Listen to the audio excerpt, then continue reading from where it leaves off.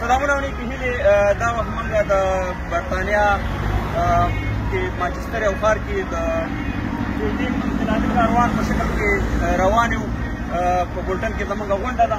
دا تاسو لیدلی چې الحمدلله زموږ کاروان چې یو هغه سر نه بل څه پورې نه معلومېږي. دا تاسو راځئ دا وګورئ الحمدلله دا د احمدشاه بابا لښکرې دي انشاءالله. او تاسو وګورئ چې دا د برطانیا په سړکونو کې د خپلو لرو برو افغانانو اواز دا هغې سره پورې دا داسې خوا راځي.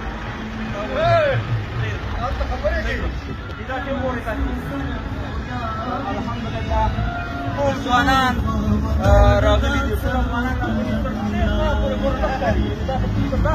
سره پورې دا موټرې دي او پکار دی او ډېر یو جوش دی او د افغانانو ډېره زیاته علاقه ده غواړي چې د پي ټي ایم سره یوځای شي. پوره ځوانې په برطانیا کې، په اروپا کې، په امریکا کې، په هر ځای کې پي ټي ایم مضبوطېږي او افغانان سره راجمع کېږي. زنده‌باد یو افغانان، زنده‌باد لر او بر یو افغان. انشاءالله خپل منزله پورې به ځان رسوو او د تور استعمار به انشاءالله د دې پاکې خاورې نه ورکوو. په دې خاوره باندې به صرف د افغانانو د پښتنو اختیار وي. دغه لنګمار به انشاءالله یو ورځ په خیره د دې اټک نه همدغه شان دې اړوو. ډېره مننه، خوشحاله به